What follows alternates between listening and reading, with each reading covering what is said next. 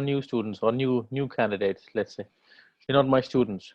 Okay, let's start with a prayer, and we should recite Surah Al-Fatiha first, before, in the name of all the marhumin, before we begin. Bismillah ar-Rahman ar-Rahim.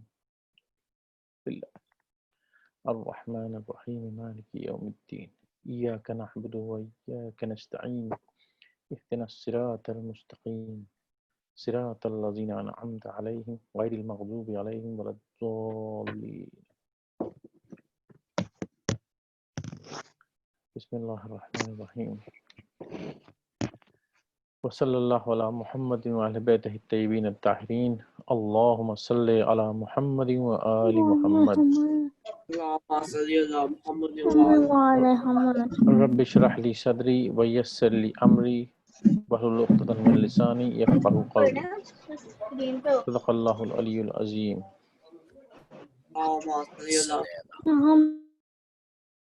Okay, right. Many of you don't know me. Let me introduce myself first before I ask anybody to introduce themselves.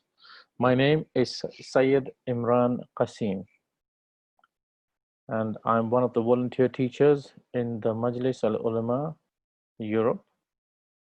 And I teach in the madrasa, and I work in a professional job in the daytime. And I've also been a Hausa student in the past for the last 5-6 years. So that is my little background. And today we'll have some ground rules before we begin. First of all of you keep your microphones mute. All of us keep your microphones mute at all times.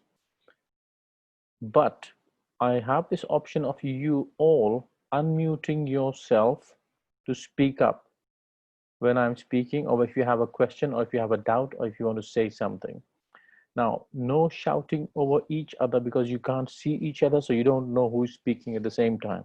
So, but if you hear somebody else speaking at the same time as you, then I would say, in the interest of politeness, both of you stop. And then let me give the option of one person to speak, and then I'll give the other person to speak, and the third person to speak as well. And if you want to speak, but you're not getting an opportunity, you can always use the raise hand option in your Zoom, okay? When you raise hand, I will see your hand raised here.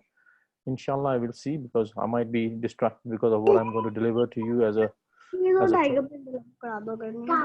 so that way, you know, I will know who wants to speak, and I will let you speak, inshallah ta'ala.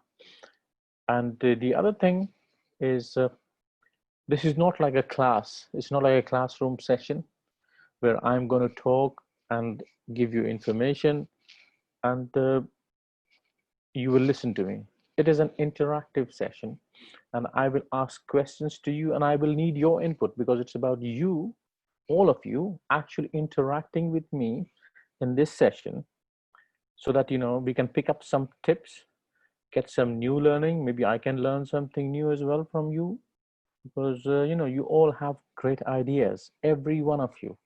Even without knowing you, I know as human beings, children have the best ideas. For me, you are all children, but you are all sort of grown-up children, not like little children. So I will treat you like grown-ups, and I expect you to return that favor back to me by being polite and by being humble, and not, you know, shouting over each other. And no arguments, please. If I see an argument brewing, I will put a stop to it gently, and then we can have a discussion on that. Okay? Is that okay with everybody? Are the ground rules clear and acceptable? Yes. Yes, sir. Yes, sir. Anybody who doesn't agree with it? Okay, I'll be like, no. No. Okay. You're Okay. joking. Why do you have to stop? Don't. Right. What are you Now, doing? I'm looking at it. the question that I have for all of you now is, how many of you, this is only to be answered by raising hands. How many of you have your parents listening in with you as well? Raise your hand in the on the thing. I don't want any verbal answers. Just raise your hand. How many of you have your parents, mom or dad, or mom and dad, with you there listening into this session? Nobody. Is my question clear to you? Anybody's mom and dad sitting with you to listen to the session? Well, it's a good thing and not a good, not a so good thing. Because it's a good thing because you can ask me whatever you want without your mom and dad listening to you. It's not so good because I want mom and dad to listen as well to understand what's going on and how things work out. Because the session today is about mental and physical health. Does everybody know about that? Yes. Yes. Okay, good stuff. All right. So let's get started unless any of you has any questions to ask right now. Yes. Okay, please go on. Who wants to ask a question? Nobody. Okay, if you want, you can have your videos on. If you don't want, you don't need to have your videos on, okay? Right. Just to let you know, we have 21 participants, although many more had registered to come in. But I only see 21, which is not a bad number. But out of 70, there are only 21 at the moment, apparently. So whatever the reason, maybe they forgot, maybe they're busy, whatever. Right. Let me get some slides on. I'll put some slides on. There's nothing fancy. I'll put some slides on and then we'll discuss that. Give me a second.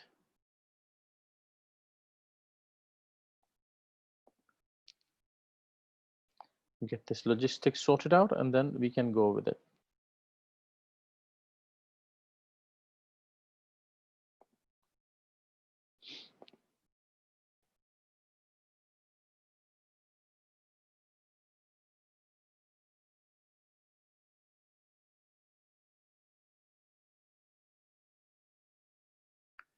Share screen. Let's see. What can I share? I can share this.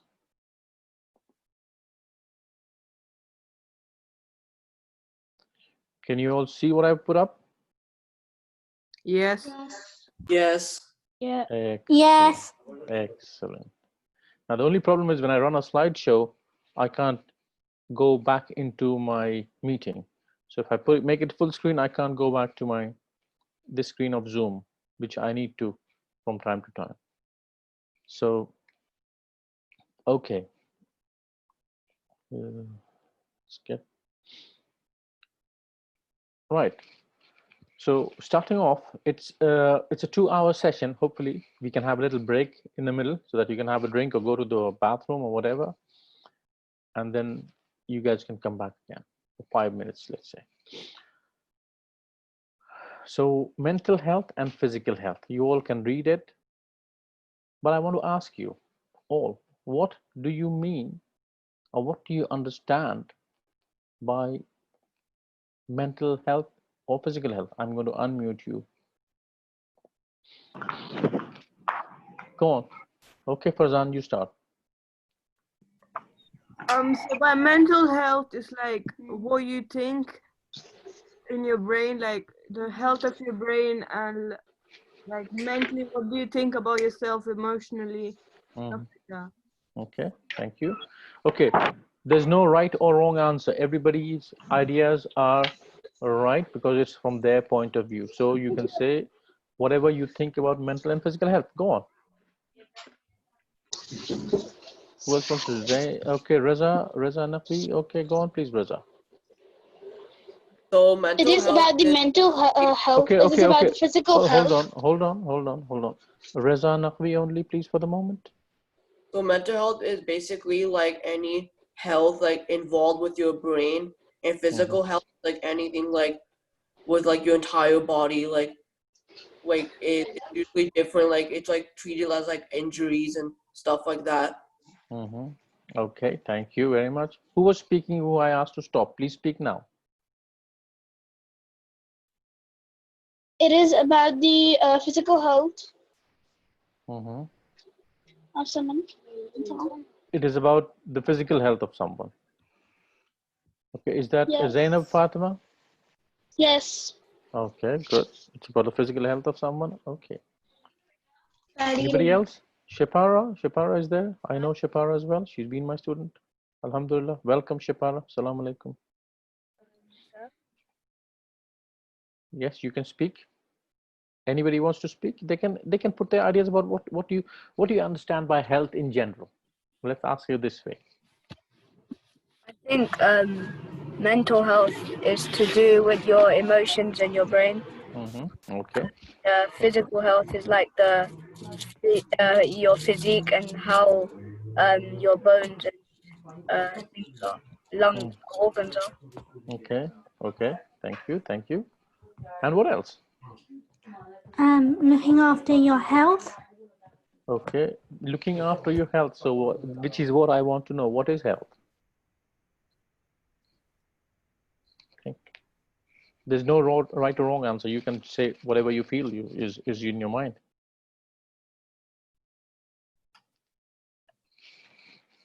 What is health? Looking after your health is a good point, but what is health?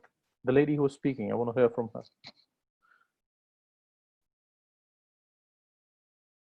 No? Okay, Reza, you want to add something more? So health is basically basically all of like your functions of your body, like basically it just talks about like your parts of your body, how like if they're like weak and disease, if they have like diseases, and if they're like strong and healthy and stuff and things like that. Yeah, okay. Shipara Shah is writing on the chat, looking after your iman is health. Very interesting, Shipara. You can elaborate a bit more on that? I mean, how is looking after your iman your health? That's a very interesting point. So please elaborate. I'll wait for you. But like, if you don't look after your iman, then you like it's gonna be bad for you. Like when you go, like you're gonna go, you're gonna go hell or paradise, and if you don't look after your iman, then it's gonna be really bad for you hereafter, like on the day of judgment. Okay, that I accept.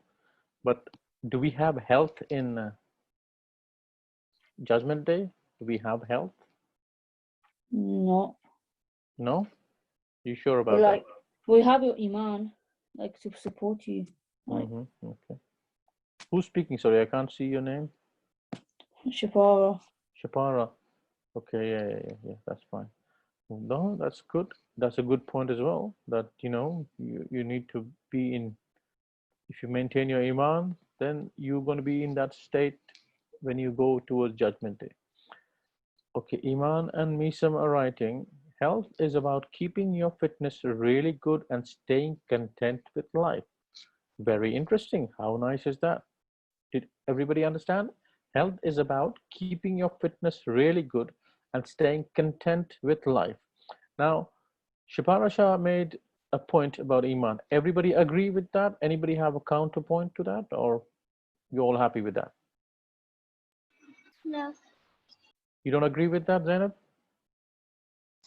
Yes. You agree with that? Sorry, who's speaking? Say Sayyid Ashal Ahmed?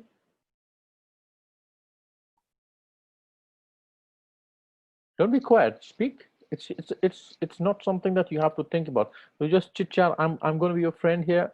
I'm not going to stop you. You keep talking. Even if you talk amongst yourselves, it's not a problem unless it becomes chaotic. Then I organize it a bit more. Assalamu alaikum. Walaikum salam. So mental health is like keeping your and physical health is like keeping your fitness good and have a lot of energy. Okay. Very good. Very good. And a good point. Yeah. I want everybody to say something about this. Is very common, and this is something that is interesting and important for all. So go on, talk about it. You can feel relaxed. There's no judgment here. Everybody has got their own ideas, and all are welcome. No? Okay. in that case, I put in the slide in front of you. Have a read of that. Health is not just about being disease-free. It is much bigger than that. Does everybody agree with that?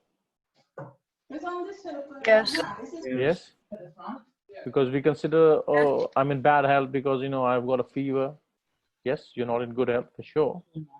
When you are, sorry, say that. Somebody wanting to speak or what? So health is much bigger than just being disease-free. You know, it is about the general well-being of you as a person. And if you keep going to the next slide, then you will see I've just put some basic framework of what I want to speak about on the slide. It's not details. Now, health is about mental health and social well-being as well. Anybody wants to speak about what they understand by social well-being, please? Because maybe some people have social anxiety and we have to be socially well-being. Social anxiety. What is social anxiety? I actually want to understand what is social anxiety from your point of view, please. That you get really nervous when you're trying to socialize with other people. Right, with your friends or something like that. Yeah. Ah, okay. So they get nervous when you're socializing with your friends. Maybe. Right. Maybe. Yeah. Okay. So how do you deal with that then? Shabiha, is that Shabiha? Yeah. I don't have social anxiety, but some other people do. Some other people do. That's a good point. Yeah, you know, I agree with that. Yeah, people have social anxiety because social anxiety can be in that form. It can manifest in various different forms. You can be scared. You can be too hyperactive. You can be nervous, like you said. So social well-being is how you react when you are in a social environment, when you're with people, when you're in an environment which is not your own personal space. So that way, social well-being is also a barometer or a measurement yardstick for your health. Let's look at something else now. How one recovers from an illness is also a sign of health. Does anybody understand what I've written here? How fast you're recovering from like how fast you're recovering. Okay, what else?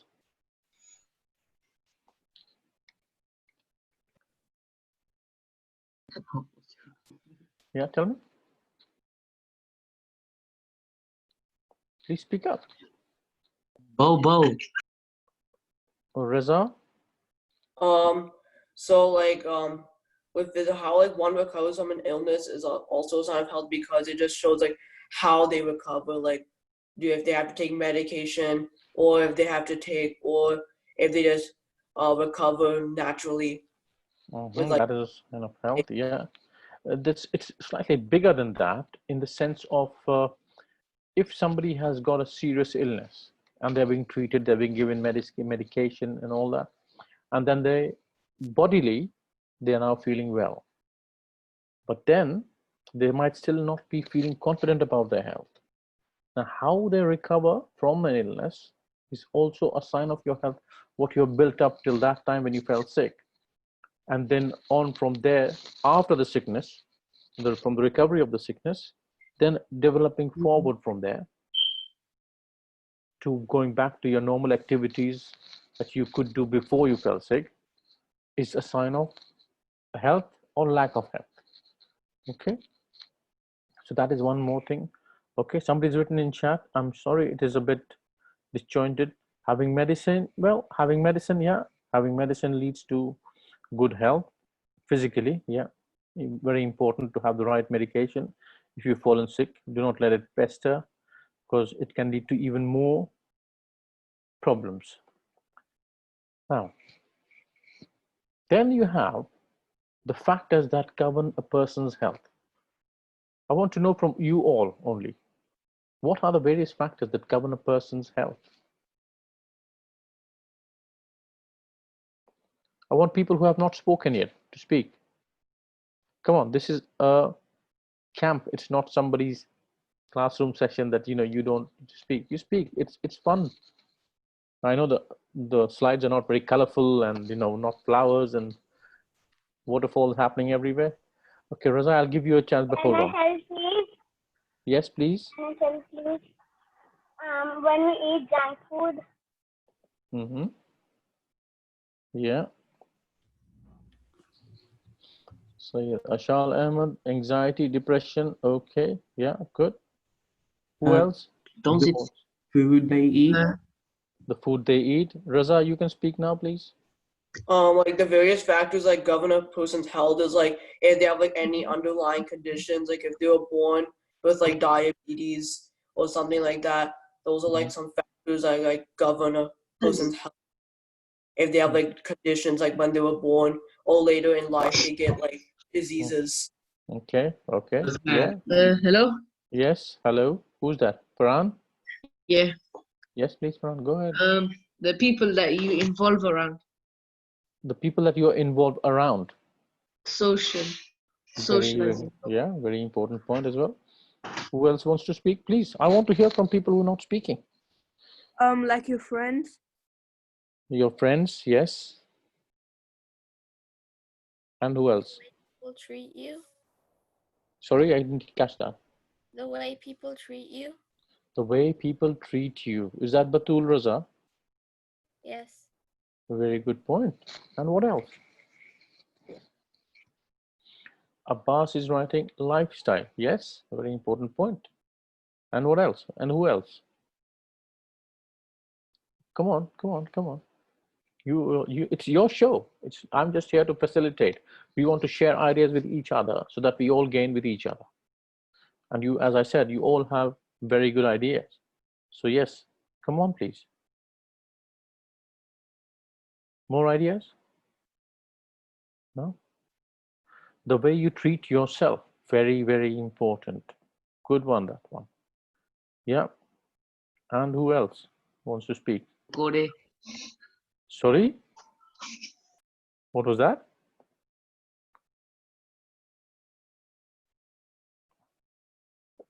Share it with me as well. Come on, I also need to have fun.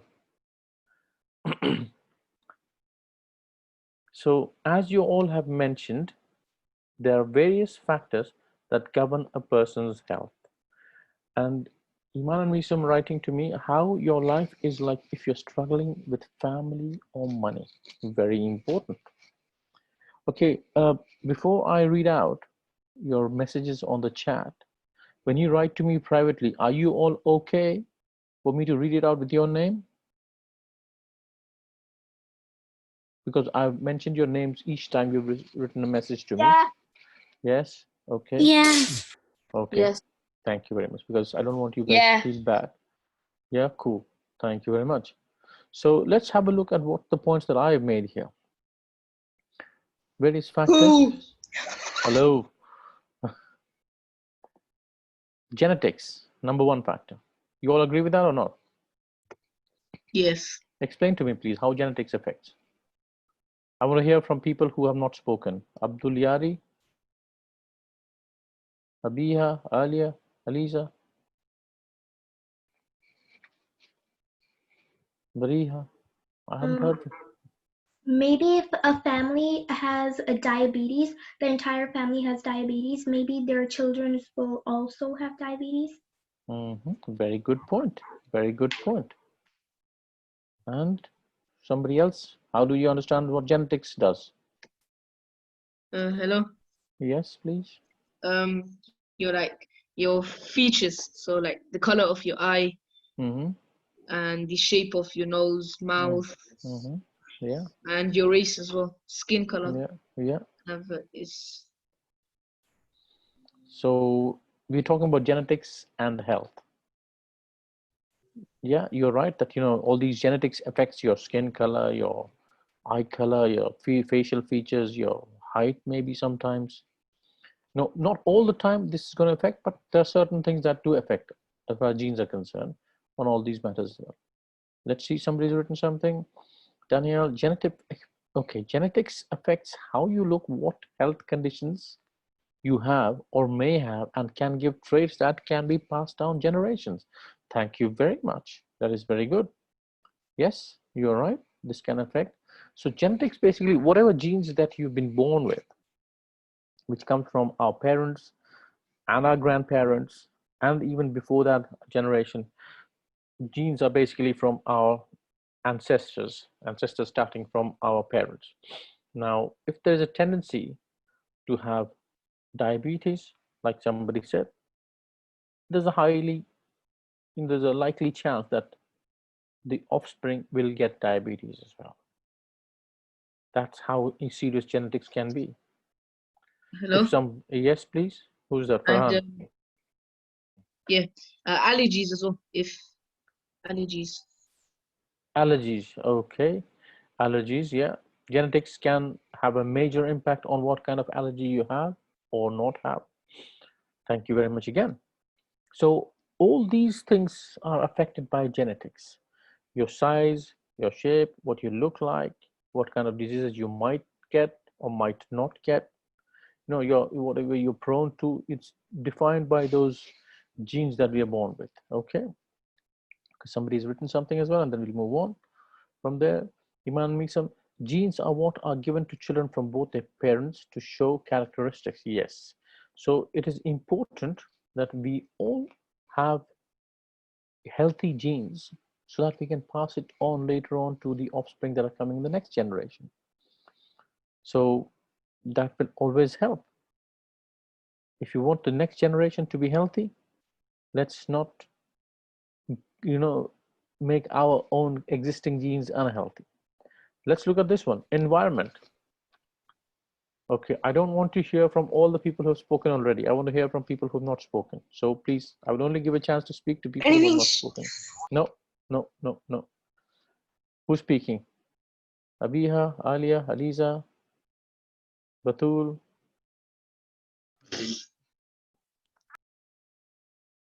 Sirat. Come on, I need.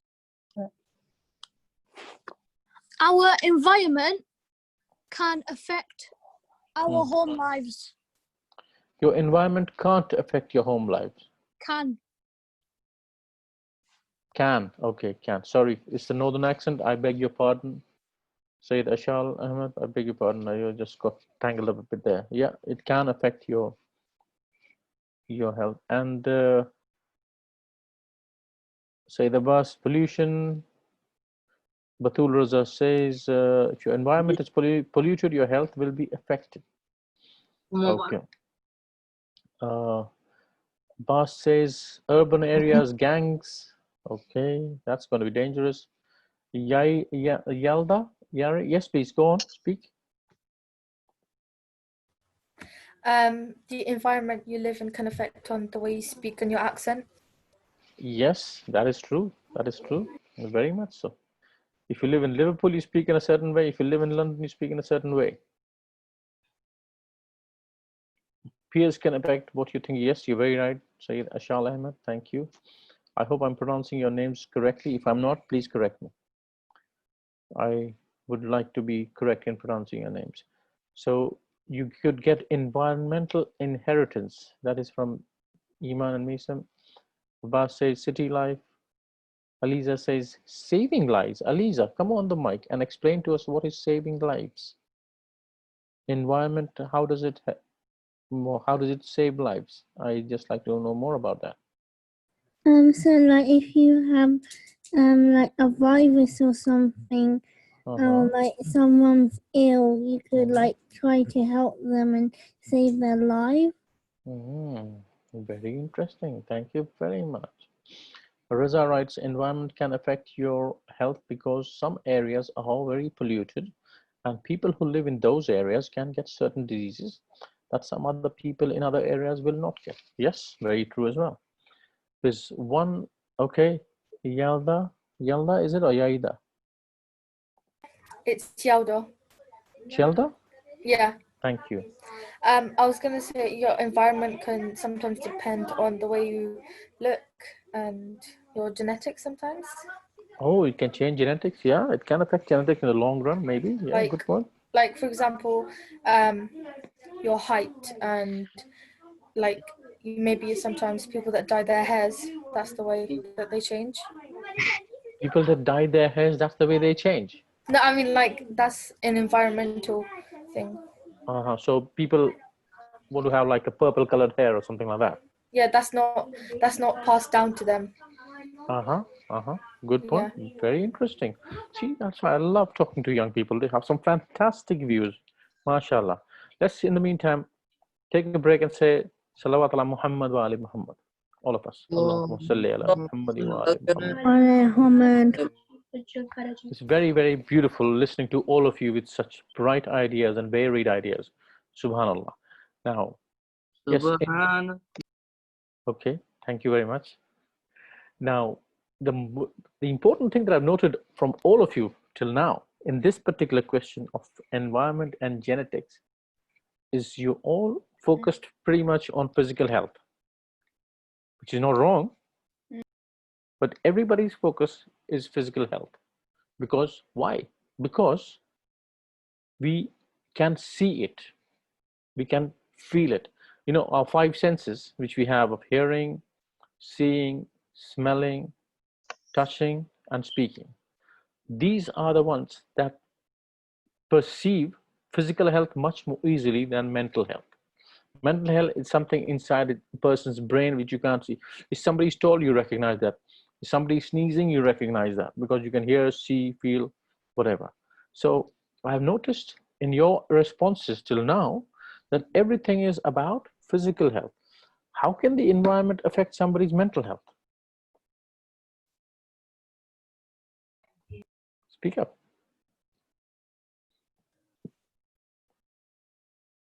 Okay, Abbas, peer pressure. Explain. Okay, hold on. Abbas, can you explain peer pressure? Reza, hold on, please. When someone forces you to do something that you don't want to do, your friends, if like the environment that they grew up in isn't very healthy, then they may be influenced by bad older people, so they end up doing badder things. Okay, yeah, important. Daniel says can cause you to get depression. Sayyid Abbas says pollution, abuse. You'll have to explain that. Okay, Gialda, can you explain to me? Yes, please say something, Gialda. Sometimes when like you're in a group of friends and some people are like different and you sometimes are forced or kind of mentally forced to like try and be like them, say if they're like better looking or they have better grades than you. So that sometimes mentally forces you to like be the same. Very important, very good point. Reza, go on, speak. So environment can affect mental health because in some areas they have like gangs and they can impact like your like health because they make you do things that you don't do and they can cause like bad habits to come to you. Yeah, good one. So say the boss, if I understand correctly, pollution of household, I don't get it. Why don't you come on the mic and speak? It might be easier for me to understand. I accidentally typed that in. I'm talking about household because say if you're in a verbally abusive household, they would be weaker than someone who was in a functional household, and you would have trust issues if you were in a verbally or physically abusive household. Whereas if you were in like a talkative, happy family, you wouldn't have those problems. Very important. Thank you very much for clarifying that and putting out those words. Very, very important. Environment, firstly, is very important within the house. Leave the peer pressure, leave your friends, leave the city where you live in. It's in the house is the main start for any person. Environment within the house, if it's not conducive to good health, then it can cause you major problems in how you react to certain things, how you deal with certain things, what makes you angry, what makes you sad, what makes you sick and all. Okay, Alia writes that it can also affect your mental health as if you live in a dangerous environment. You can have anxiety and depression, very much so. Thank you very much as well. Very much so. It's beautiful. What you all are writing and saying it's amazing. So you all understand that a safe and a productive environment can have a major impact on your physical as well as your mental health. If you are in an abusive environment within the house, you can get different kinds of reactions on your brain.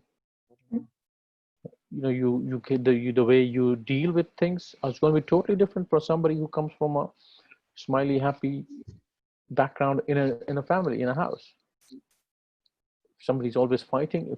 If you're not being abused physically or verbally, and there's always arguments and fights between mom and dad or grandparents or whoever else is there, it can affect you the way you react in a social environment, because you might feel a bit scared, you might be a bit drawn back, I say, or some people might be like, I'm going to fight that issue, and they will talk more about it and deal with it in a more aggressive way. Yes, Farzan, go on. I wanted to say, like, if you're in an abusive environment, that would also affect your self-esteem. Very important. Thank you very much, Farzan. Very important.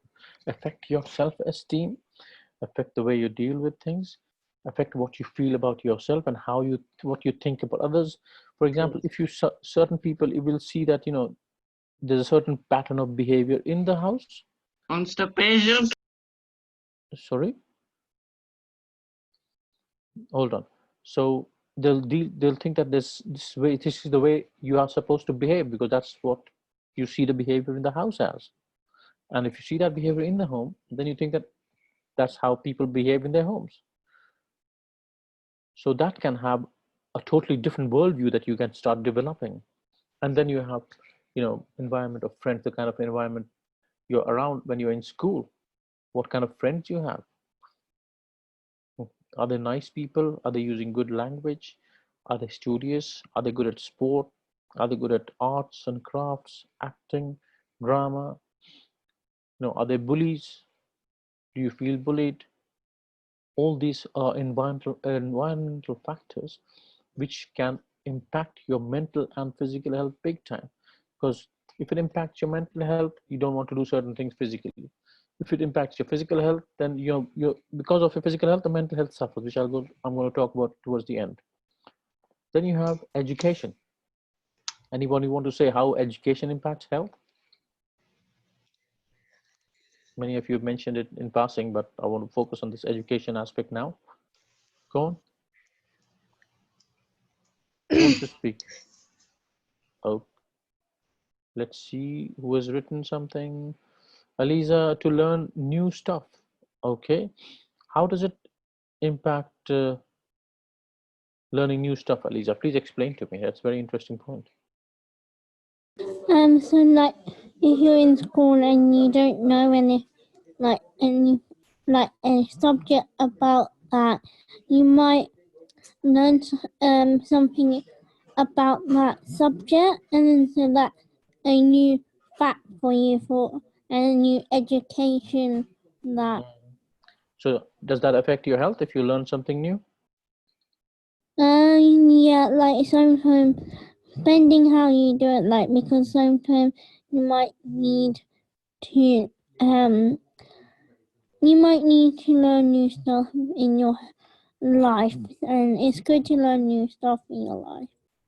It is very good to learn new stuff in your life. Okay, Alia saying education can affect health, as if you don't have an education, it might mean you have a low self-esteem, which can cause bad mental health. Good point.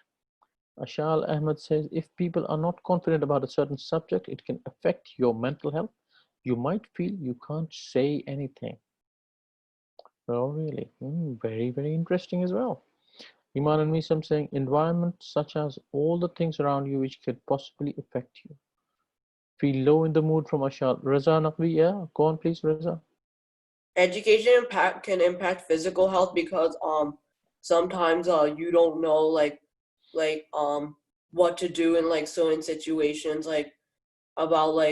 because you might not know how what if you have take medication, you might not know what the side effects of it, and you might know if it's dangerous for you or if it's not for you. Very good. Yes, that is a good point as well.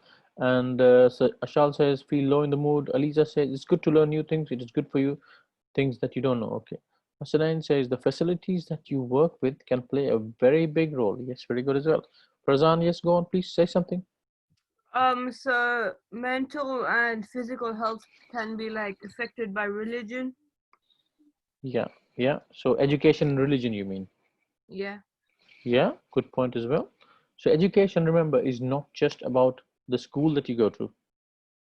It's about all kinds of learning that you have. Education is learning of any kind. It could be good and it could be bad. So don't learn bad stuff. Learn the good stuff, which is good for life and the hereafter. As Muslims, we believe in the hereafter, which is our main life. This is only a preparatory ground for the life in the hereafter. So we need to learn good things, which will help us in our life in the hereafter.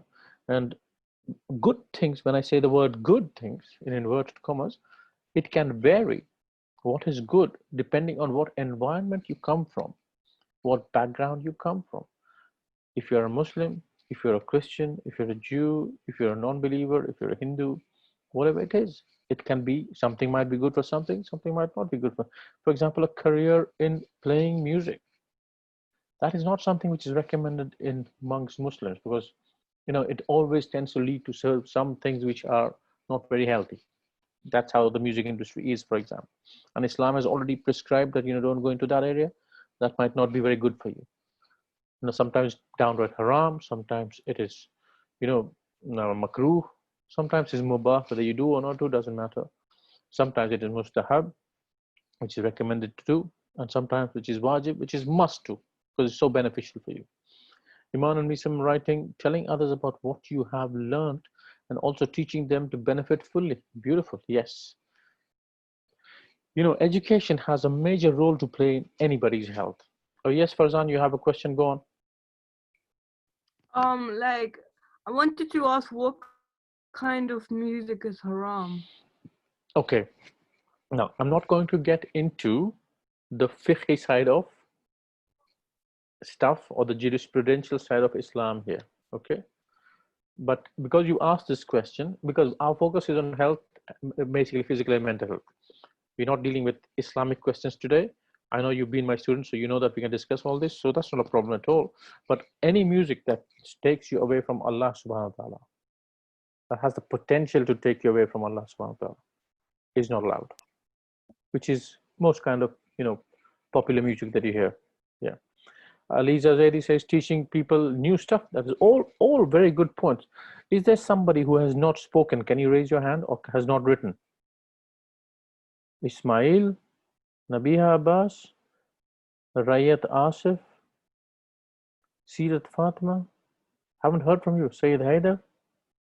Haven't heard from you all. Come on. You're as good as everybody else. What's the question? I want to hear. Sorry, say that again.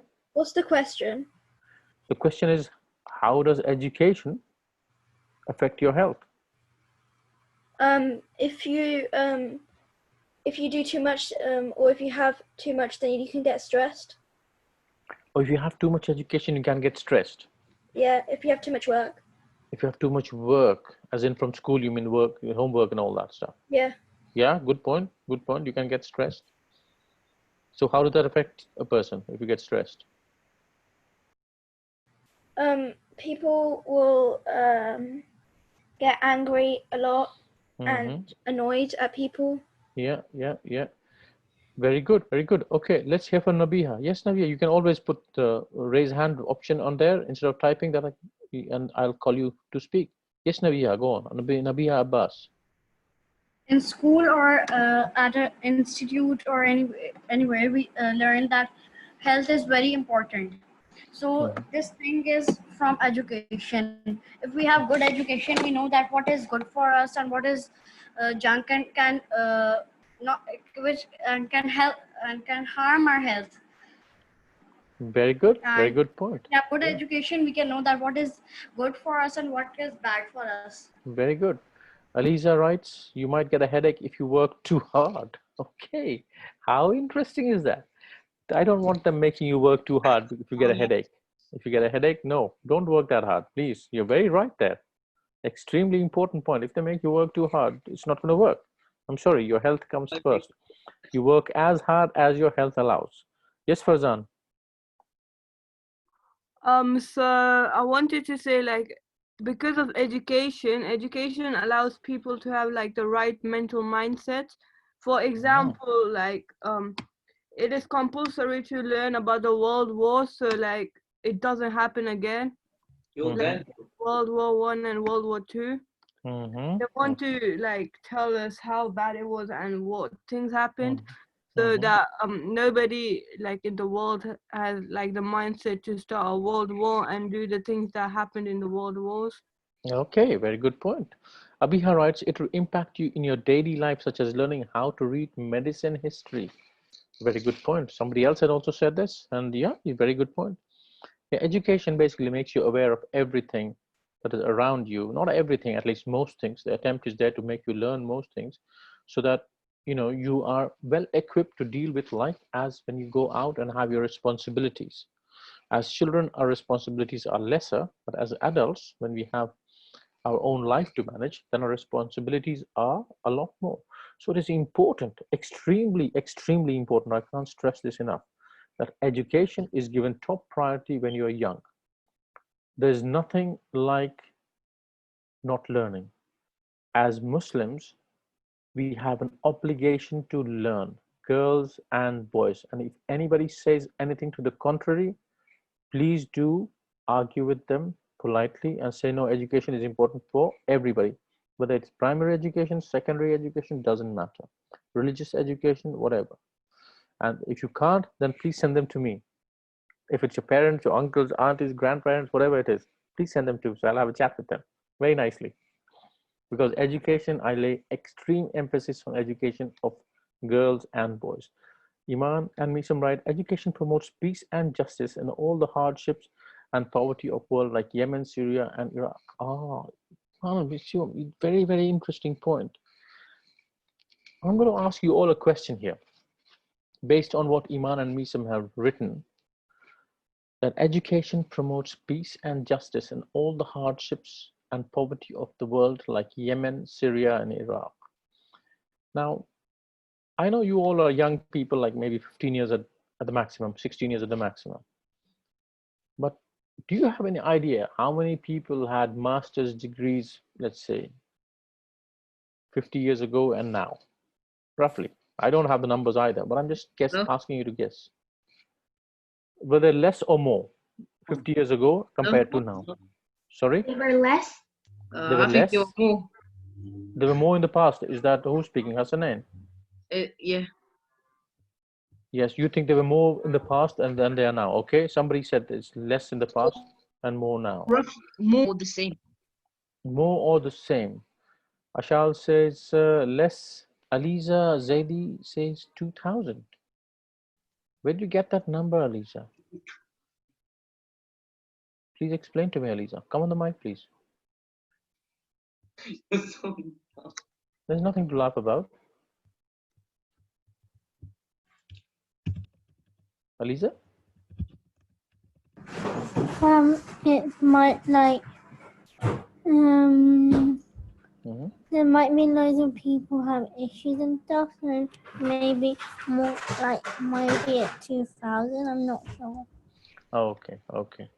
Yeah, Iman and Misam say more now. Farzan, what do you want to say? I would say more now because like back in like the before like the 21st century, people were like girls should not be educated. Okay. And then because like that's like not a thing now, more people would be able to get a master's degree. Okay. Well, you'll be surprised, Farzan, that there are still people like that now, that girls should not be educated. But anyway, let's cut this argument. I'll say, just forget all the reasons. There are more people now than 50 years ago in the world. So I would guess there are more people who have master's degrees as well now, just by that correlation. It might be wrong. And of course, like most people of you have said, that education is laid put more stress now. It's more important now. So people are studying more now, and they probably have more master's degrees. So I'm going to back to the point which Iman and Misam had written to me, saying education promotes peace and justice, and all of the hardships and poverty of the world, like Yemen and Syria and Iraq, can be basically meant that it can be dealt with. But if there are more educated people in this world now, Iman and Misam, then why are there more wars now? We didn't have a war in Yemen, Syria, or Iraq 20 years ago, did we? How come there are 3 more wars here? Reza, you want to say something? I think there are more wars now because like some countries, they're like very arrogant and they just want like to like take over like all the resources just to feed themselves. Okay, but the point is, but what do you think of the point that Iman and Misam made, that more education, more chances of peace and justice? You agree or not? You can disagree with each other, not a problem at all. There's no right and wrong answer here. I mean, what about the fact that, you know, there's more educated people? Iman and Misam say if you have more education, it promotes peace and justice, and we don't have the hardship and poverty like in Yemen and Syria and Iraq. And if you look at certain countries, there were famines in the recent past as well. So why is that happening if there's more education? Reza? Because some education that some of the countries are doing, they're like having like the bad education to What is bad? What is bad education? Like learning like bad things, like to do like kill people and like steal their resources and like land and stuff and things so like basically that. they're being taught to steal other people's resources from education. Is that what you're trying to say? Yeah, like they use education the wrong way to like okay, yeah, I got you. Abbas writes, corruption, family main tin pot for corruption in the Middle East. Okay, that's your personal opinion. Abbas could be right, could be wrong. I appreciate that. But corruption, he writes, is a very, very serious issue. Yes. Okay, for Sirat, Fatima, I'll give you the chance first to speak. Yes, please. I have a question. Yes, Since please. Israel and America are such an educated nations, then why do they attack on Muslim countries? I mean, still they are one of the most educated countries among the world, but still they are destroying Iraq, Syria, Yemen. Why is it so? Very, very important point, Sirat, Fatma. Thank you very much. Okay. Farzan, I'll let you speak first before I answer Sirat. So like nowadays people have like new excuses like religion. Like because like in America people because of racism as well. Okay. Because like some people think that they're superior to other people just because of their religion and race. Yeah, good point. But how does education help then? Like Sirat was saying, in America, there's more education than most places. Yeah, so like they get their message through like about like racism, like through education and corruption. So they're basically miseducation, isn't it? Yeah. So if it doesn't impact their health maybe, but because of their actions from their miseducation, it impacts other people's health. Is that right? Yeah, a bit because like of the way they act, and there's wars and all that, like Iman and Misam had written, and there's another message from them. Although countries like USA are mostly causing war in these countries, education is now helping people set up charities and organizations to support them. Without education, it might not happen. Good point. Thank you very much all for your input. Let me answer Sirat's question. If there is so much education in America and other such countries, why is there so many wars? Why are they causing so many wars?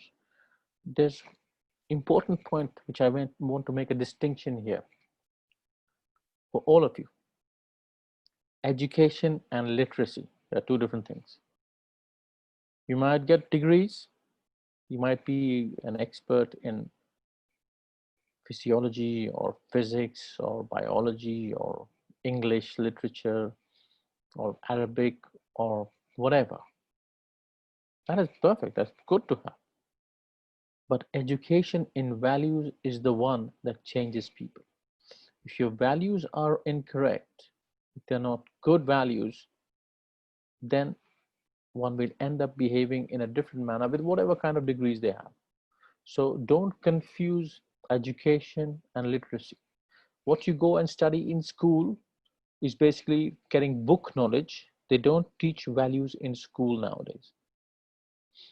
In the days gone by, there used to be very big importance on values like truthfulness, honesty, integrity, generosity, politeness, all these matters, punctuality, and many, many more. Islam lays a lot of stress on all these things, and most religions do. Well, not most, pretty much all religions do.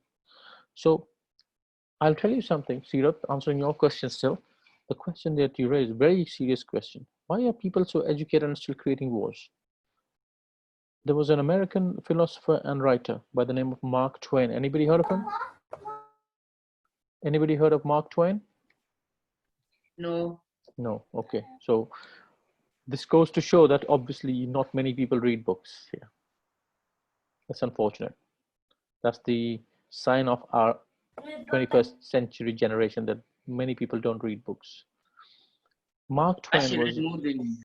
Sorry? I think he was the writer of Adventures of Tom Sawyer. He was a writer. Very good. Who's that, Zainab? Yes. Very good. Yeah, Adventures of Tom Sawyer. So somebody reads. I'm very happy to hear that because I love to read. And I like this. Okay, everybody likes it. Okay, fine. Let me answer the point that I'm trying to make. Mark Twain used to say, listen to this very carefully. It's funny as well as very interesting. He says, I never let school get in the way of my education. Do you all get it? Let me repeat. I never let school get in the way of my education. How important is it? Yeah, I understand. Don't read books in philosophy yet. Don't need to. Fazan reads storybooks. Excellent. All of you should read some book or the other. Storybooks mainly. So he was very, very intelligent man. He knew that in school they teach you a certain thing. They don't educate you to deal with life, how to deal with finances, how to deal with, people who have animosity, how to deal with greedy people, how to rise up in a very honest manner, all those things. Yes.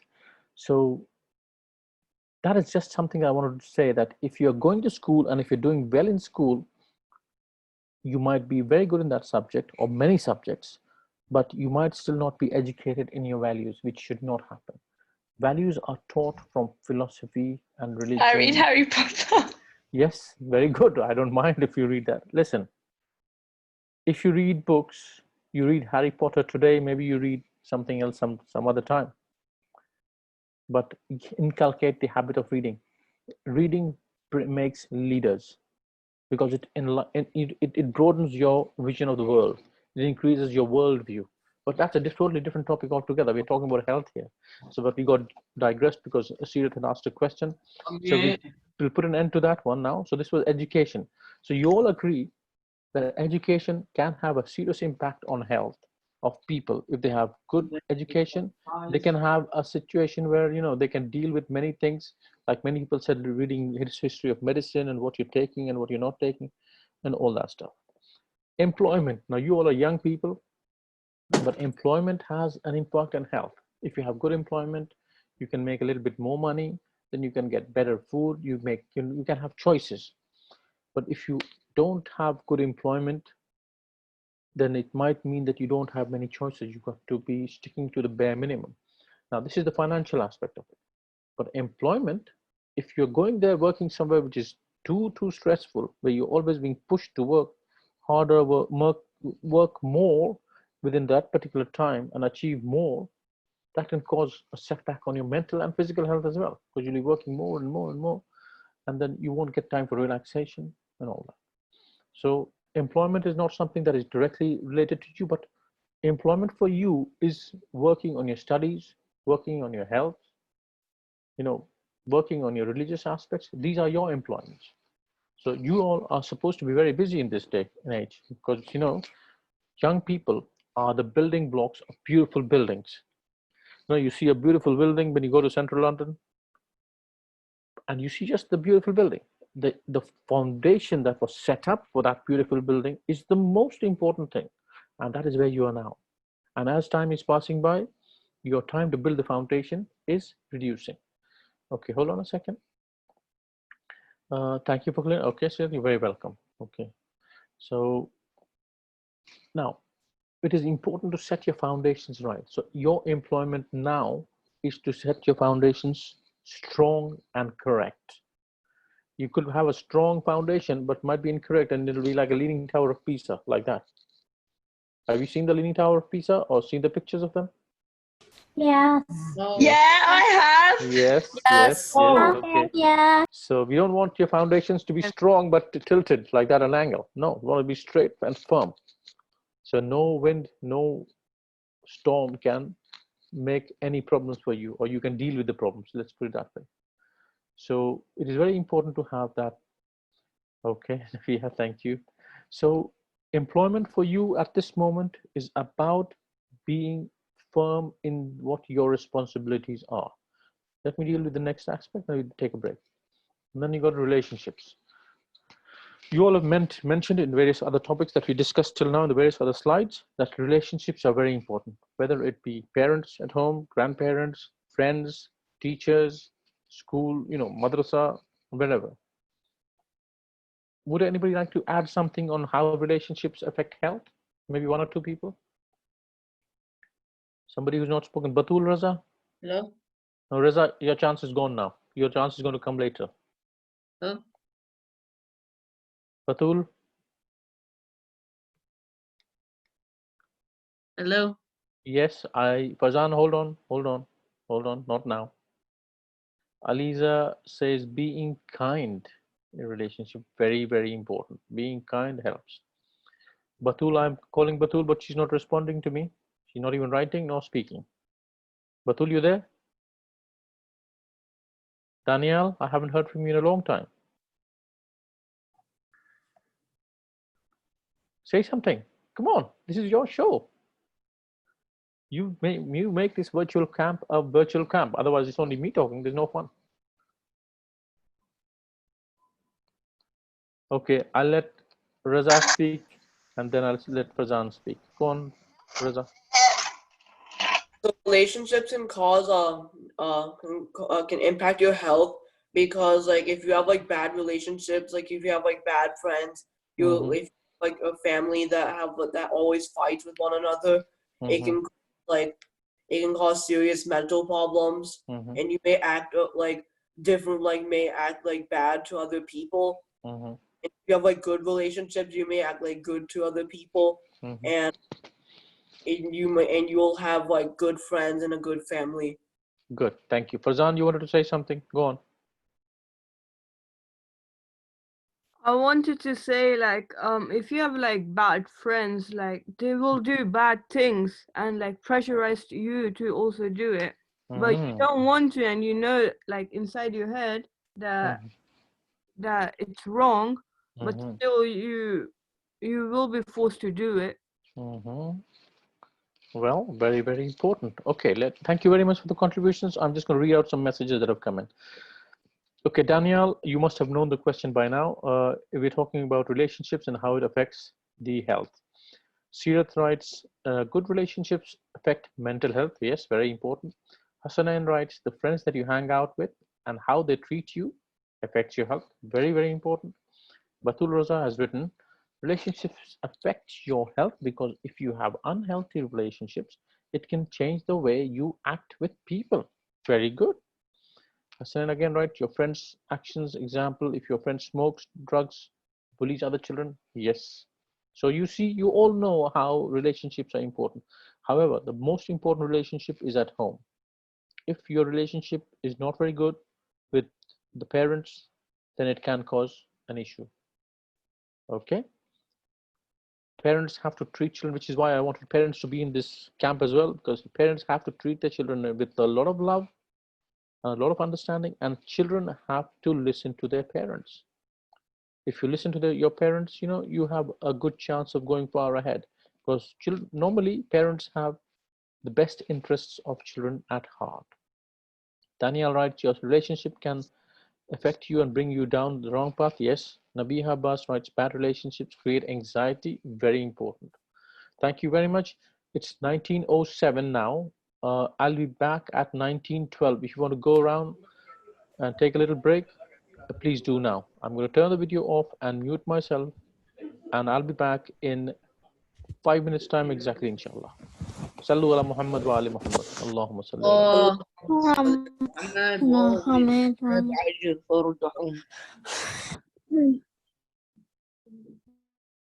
Ismail.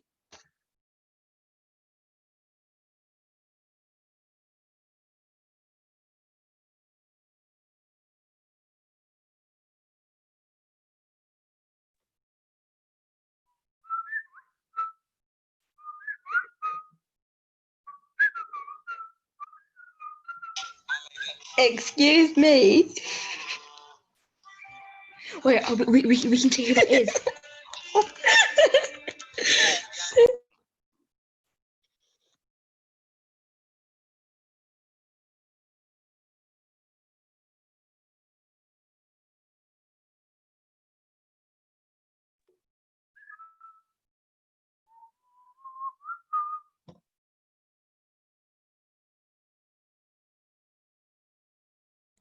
You.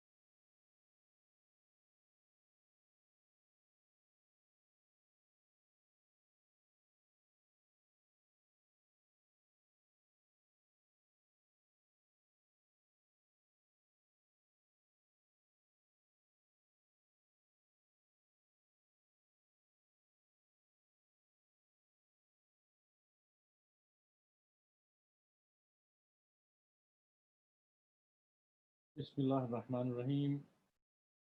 Allahumma salli ala Muhammadi wa ali Muhammad. Can you all hear me? Yes. Yes. All hear me and see me?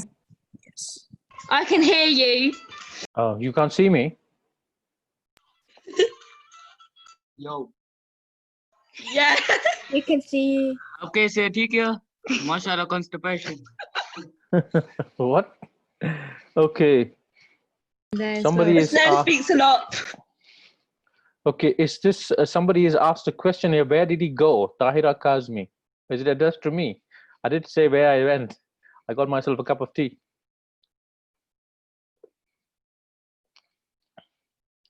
Okay, so shall we resume where we left the conversation? Look, let's see. A couple of messages here came. Relationship with your parents and siblings are important. Zainab Fatima says, if you lose a friend, it'll impact on our brains and may affect us. Zainab Fatima, if you lose a friend, how do you mean lose a friend? Please speak up and explain. If a friend leaves us? As in, you're not friends with them anymore? Yes. So basically you had an argument or a fight or a falling out. Sorry? If you had an argument or a fight or something like that? Yes. It can. And we break our relation. Yeah, it can. But these things happen. One has to be a bit grown up because arguments are part of life. We don't want to be arguing all the time, but there are arguments that happen between two people because of disagreement from each other's point of view. And we have to be smart enough and intelligent enough to close the argument when it is getting to a point of nowhere. It's not about who is winning.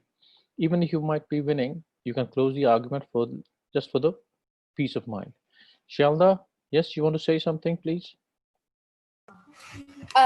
I think that if the relationship between you and your family are strong, then you have nothing else to worry about, because I think the relationship between you and your family is like really important. Yes, very, very important, but it's not the only thing which is very important. I just want to emphasize that point, because you don't just live at home with your family. Yes, what it does, however, which I totally agree with you, is that if you have good relationships in the family, what it does is it builds your inner strength, your mentality to be able to deal with stuff which is outside.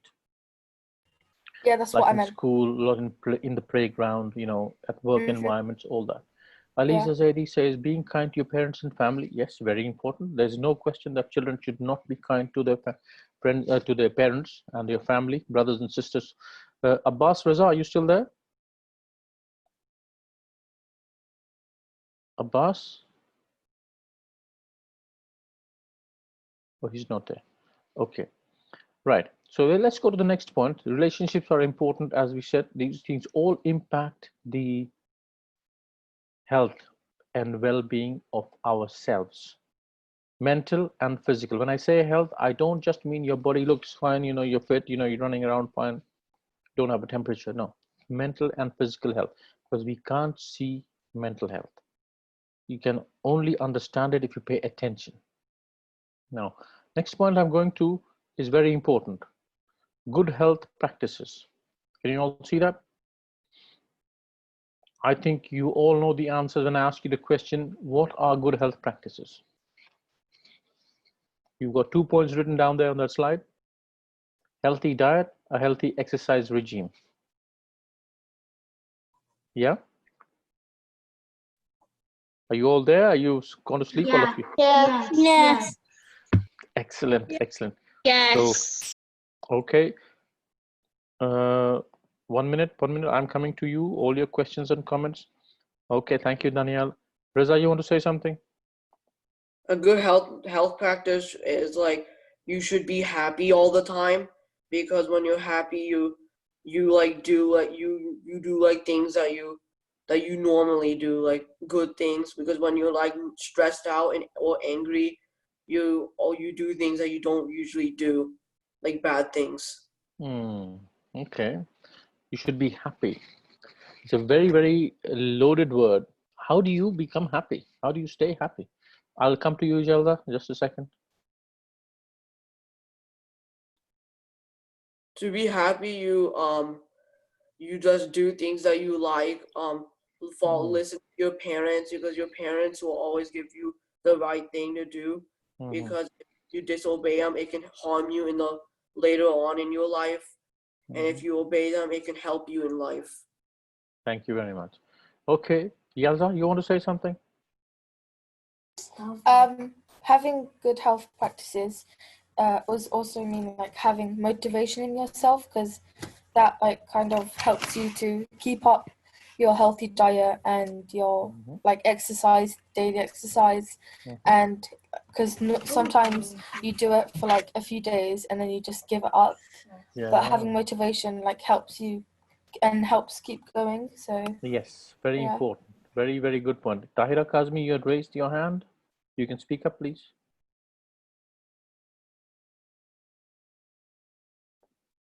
Tahira Kazmi? No?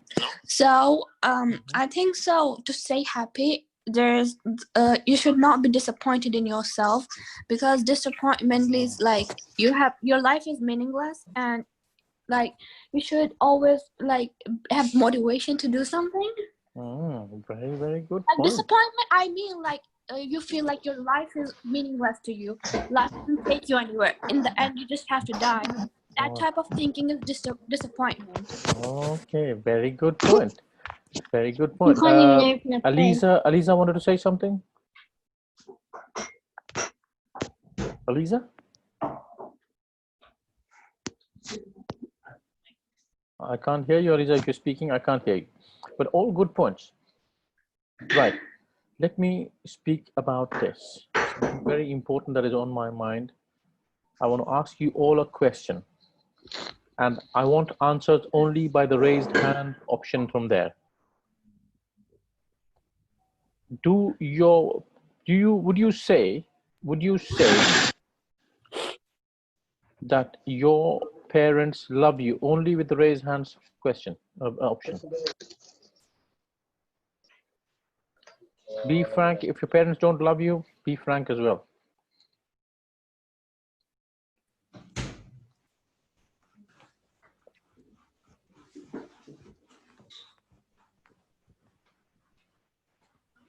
I see 1, 2, 3, 4 raised hands.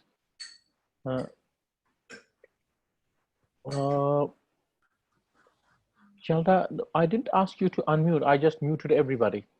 But I said use the raise hand option to answer my question. The simple question: would you consider your parents love you? 1, 2, 3, 4, 5 hands raised. Say parents love me. The rest of them parents don't love. If they don't love you, that's fine. Be open about it. I won't say your names whose parents don't love you. I can see very few parents love their children, it seems. Oh my God. I've got about 20, God knows how many people, and only got about 7 or 8 people feeling loved by their parents. That's awful. Okay, the people who have not, okay, the hands are coming now a little bit, but still half of them not feeling loved by their parents. Interesting, very interesting. So the people who don't feel loved by their parents, can you please write privately, what do you consider not feeling loved? Please write privately. I'll not be sharing your names. It'll only be for me to discuss it now. I'll give you half a minute so that you can type it out.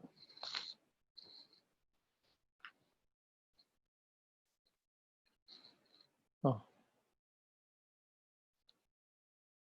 1, 2, 3, 4, 5, 6, 7, 8, 9, 10, 11, 12, 13, 14, 15. Oh, you can't raise your hand. That's okay. I got your answer. Thank you very much. Anybody who can't raise their hand on the raise hand option, you can type it. When my mother comes in anger. Okay. So you don't feel loved when your mother comes in anger. Why is she angry? Have you thought about that? Why is she angry? Is it only when she's angry you don't feel loved, or is she angry with you all the time?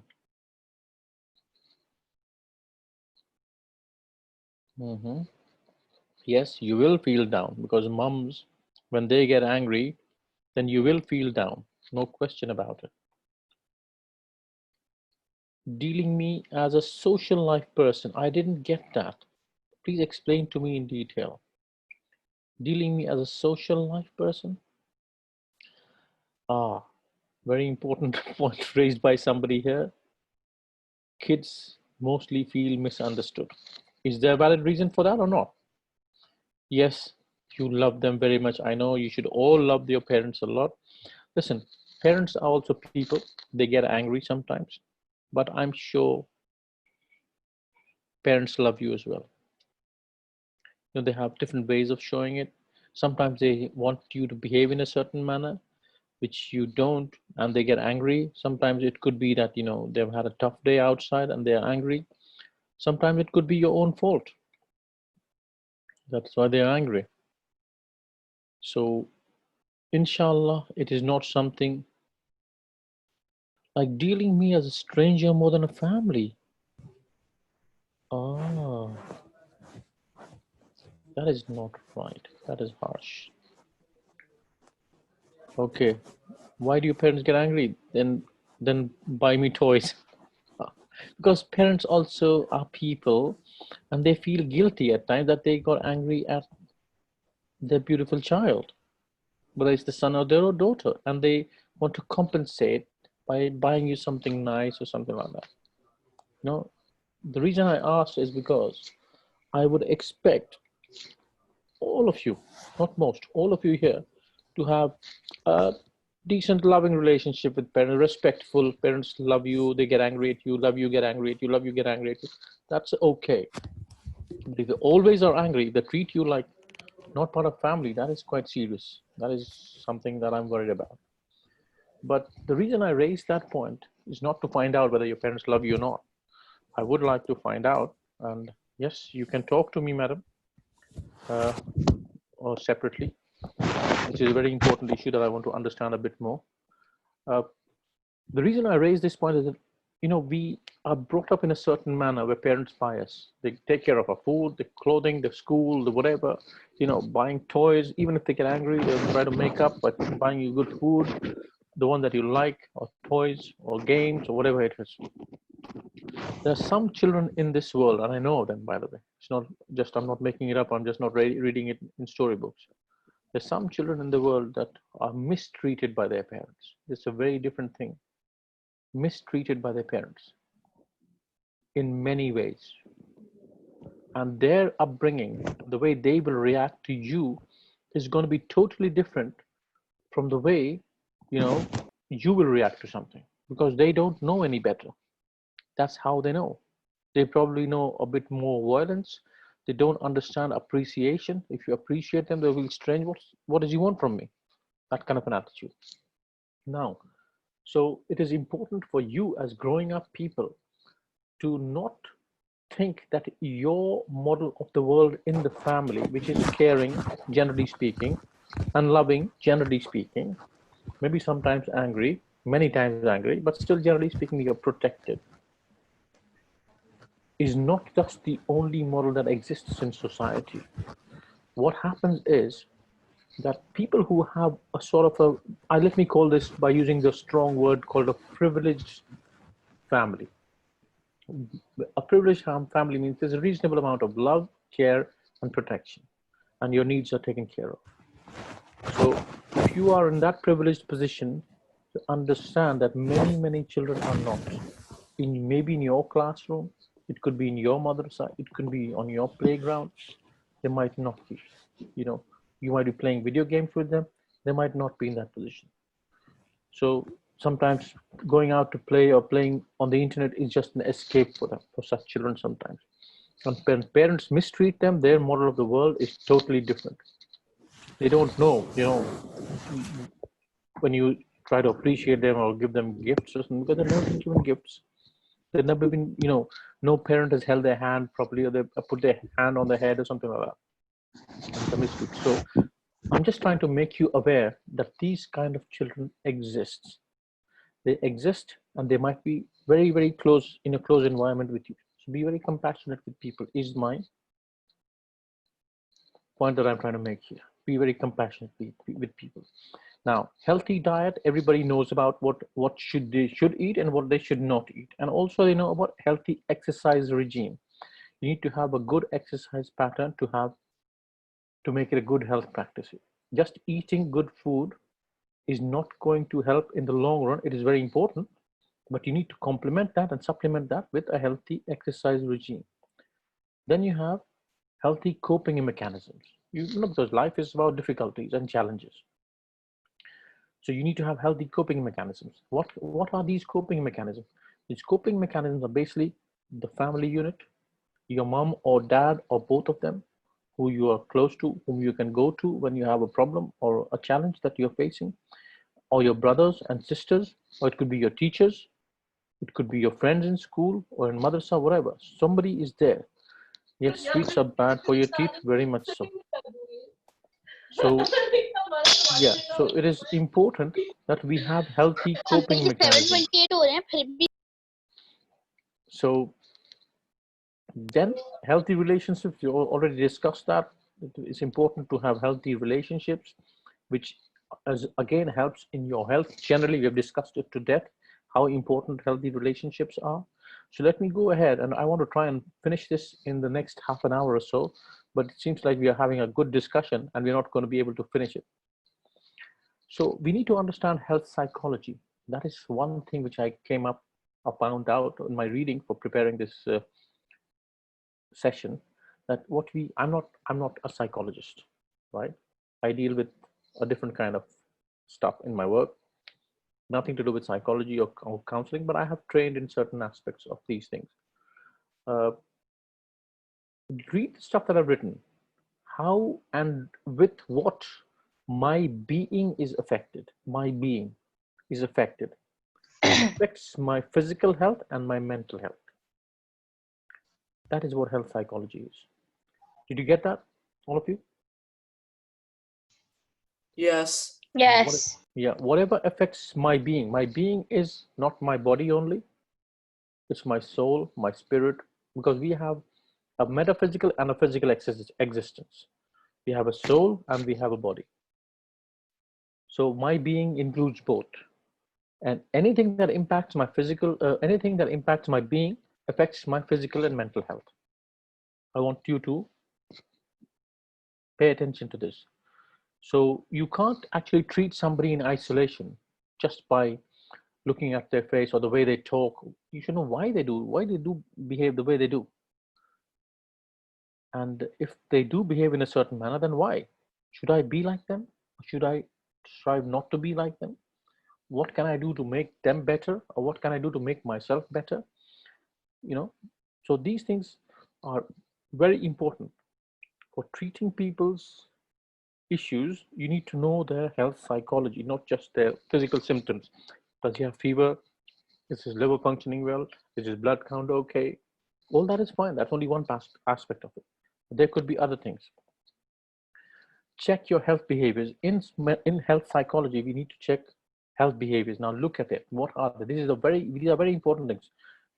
Till now, we were just discussing about issues that can happen and how they impact us. Aliza, very good point. I was going to come to that, but you will see the point where I'll come to that. I have not mentioned what she has written, but she's made a very important point. So this slide says check health behaviors. What are health behaviors? Now you will see some very important points which your parents and teachers must make a lot of emphasis on. First of all, sleep. These are good health behaviors, by the way.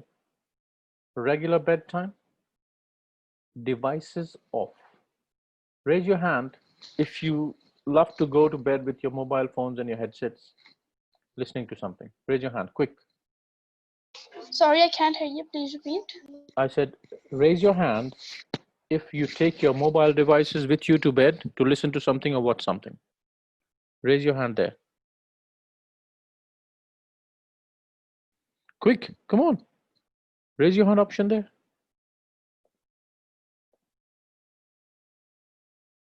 Okay, Fazan, good.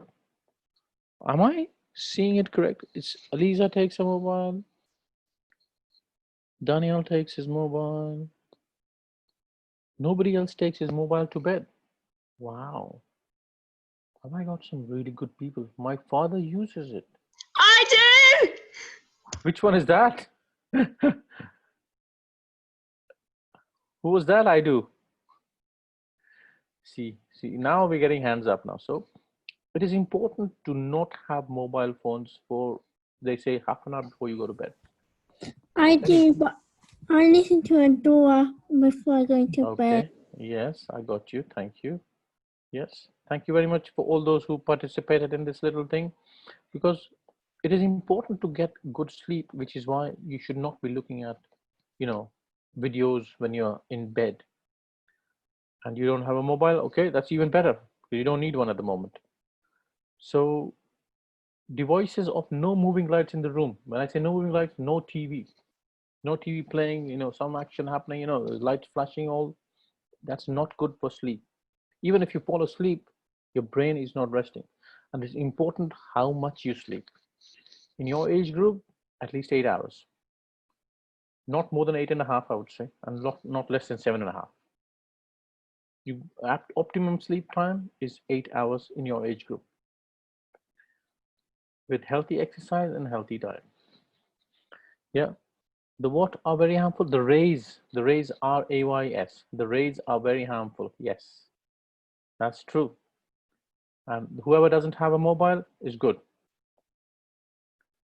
Now that's the first important thing, is you get your sleep pattern right. You shouldn't sleep at 12 o'clock at midnight. Then what will happen is you'll miss Fajr and you'll be late in the morning. Missing Fajr is like missing 100,000 pounds every day payment. Well, no, it's not like, it's even More than that, missing Fajr. Am I a science professor? Do I sound like one? That's good. Yeah. Yeah, let's not talk about me now.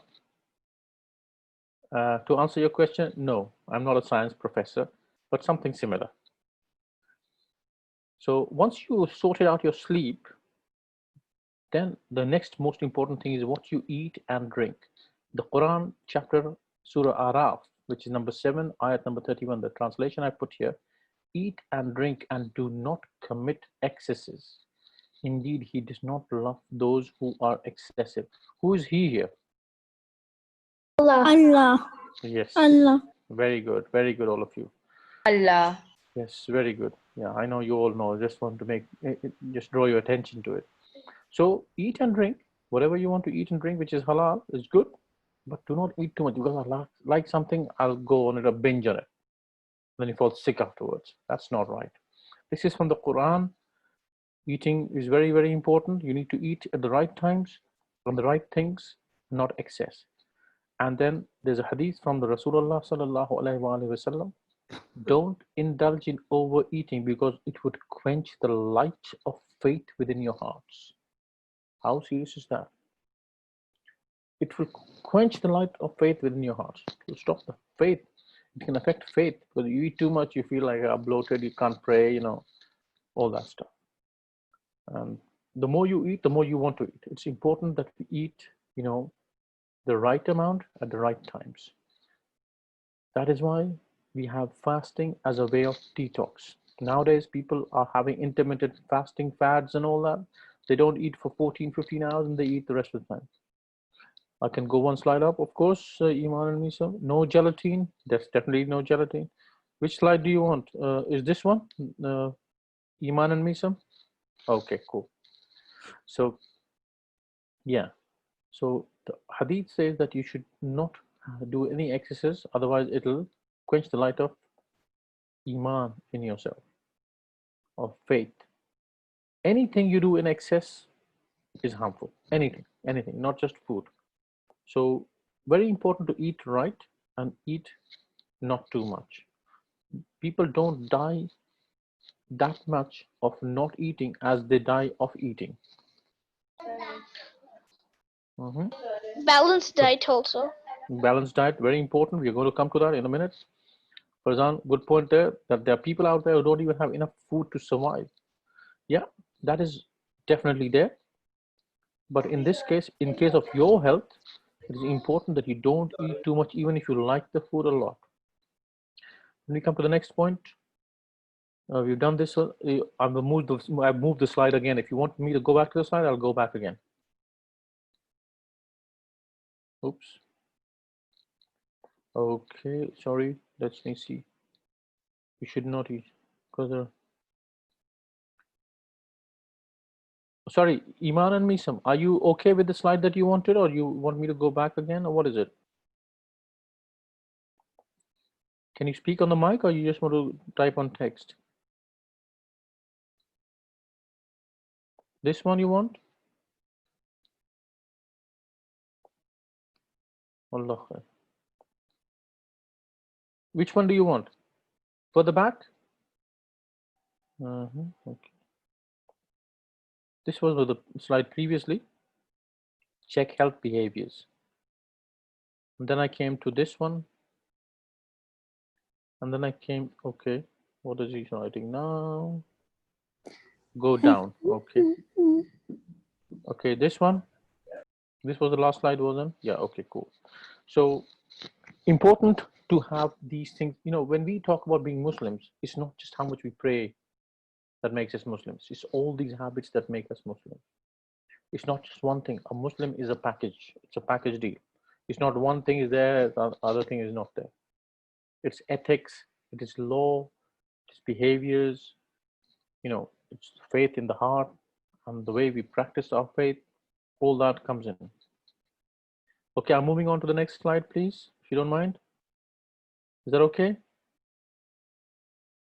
Yes. Yeah. Okay, thank you, because I was waiting for some. Right, then the next, so you had sleep, you had food, and you have movement. And the Quran says in Surah Baqarah, it's part of this ayat number 195, it says, do not cast yourself with your own hands into destruction and be virtuous. So it raises both these things points here. Don't put yourself into destruction and also be virtuous at the same. So Rida, you wanted to say something? You raise your hand. Go on, Rida. Please speak up. Rida? Allahu Akbar. I think I've lost. Okay, I've lost him. So here when he says do not cause your own destruction, is by not moving. You know, when you don't move, our body is made for movement. It's not made for sitting down on nice sofas and beds. You know, it's meant for movement. Our limbs have to be moving all the time. It is important to have rest as well. Important to do stuff when you're sitting down, because nowadays we have a lot of work on computers and you're studying in school, you have to sit down in the classroom. You have to do all that stuff. But movement is important. I've put there 2 hadiths where it says your body has a right over you. A stronger believer is better than a weak believer. Remember this one.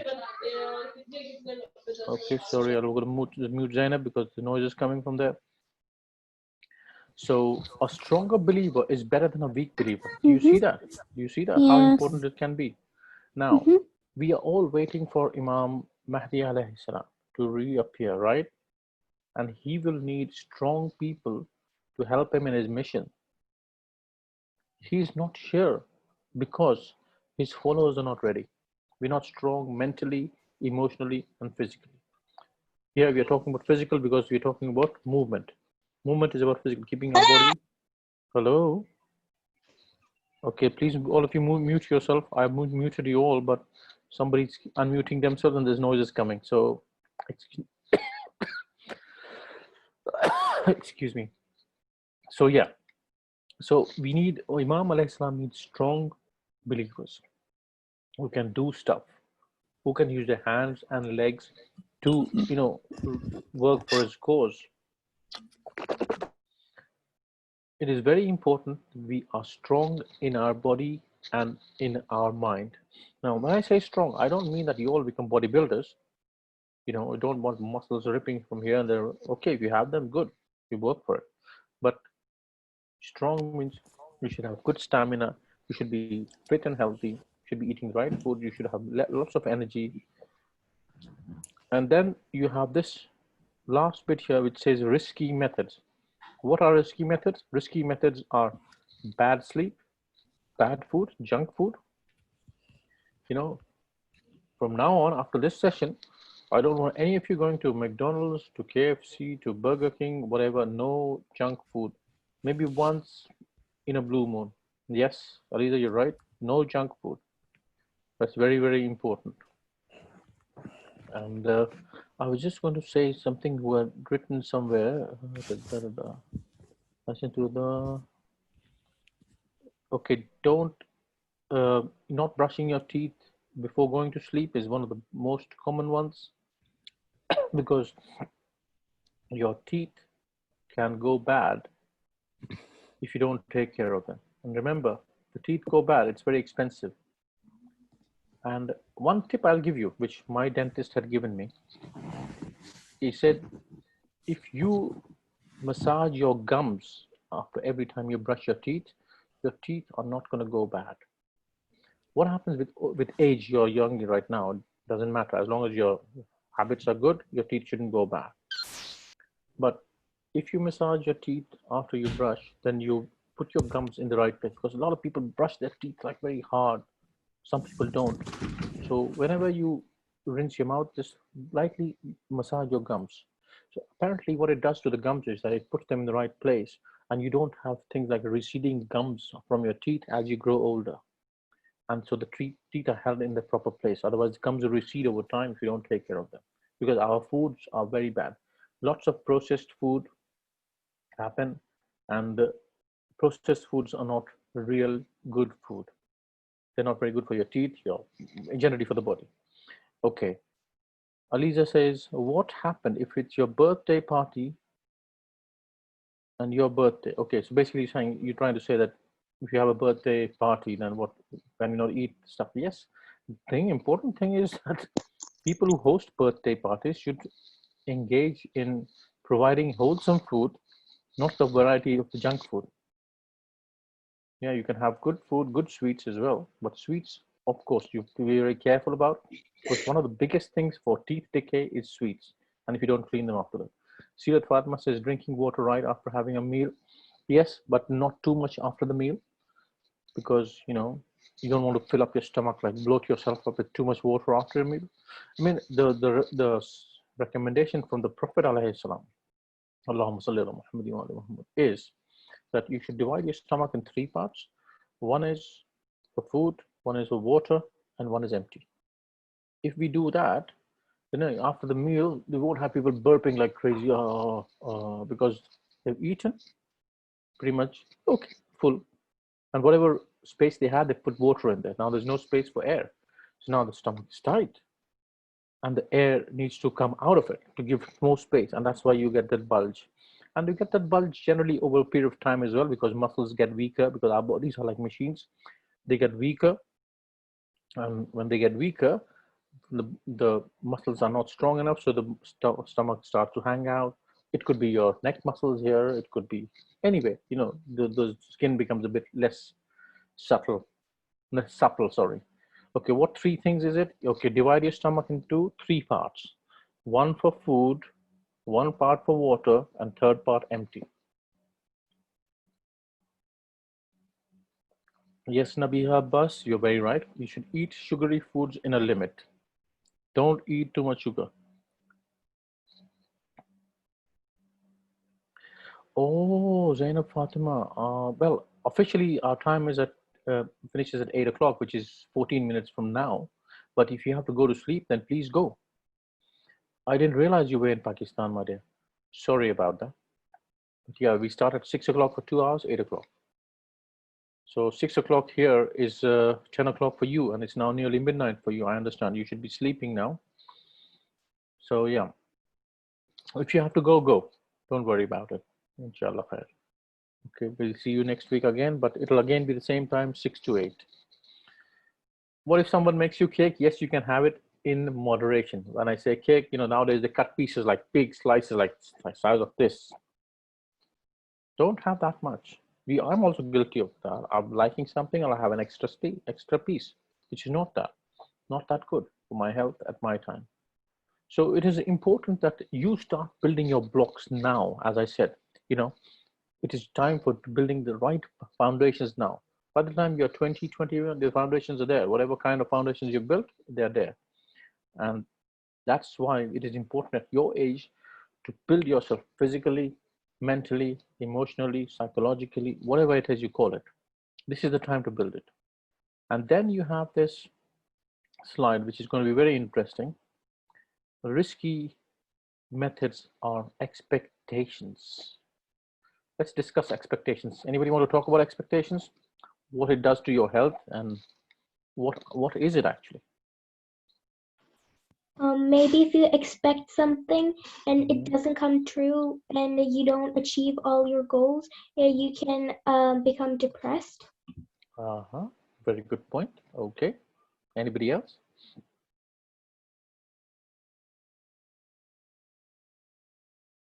Yeah. Come on. It's your show. Speak up. Expectations are simple as the word says. You expect something from yourself, to achieve something or to get something during that time. Or you expect something from somebody else, that they should be doing something and they haven't done it, or they have done it.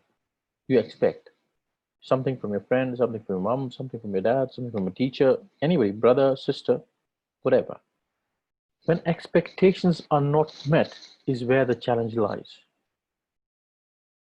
If you can deal with that, you're fine. If you don't deal with that properly, it'll cause stress, because your mind is going to stress out.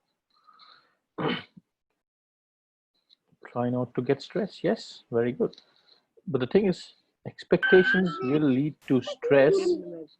And if you are concerned or expecting somebody to do something for you and they don't do it for you and you get stressed, then that is very harmful. First things first, expectations should not be from people. Now, I'm not saying that you shouldn't expect your mom and dad to provide you food or your dress or your school or you drop you off to school, whatever. No. Expectations are like, I want this. If I don't get this, then I'll be upset because my friend has that. Or you expect somebody to do something for you, to, let's say, do your homework for you. You expect your brother to do your homework for you or your sister to do your homework for you. Why? You expect somebody else to, oops, sorry. Whatever happened?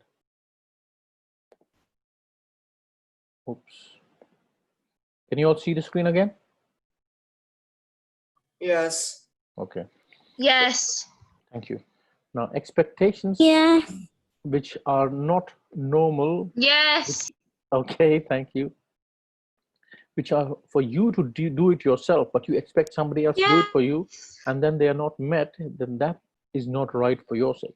For example, you want your clothes ironed by somebody. Why? You do it yourself. You want to polish your shoes? Do it yourself.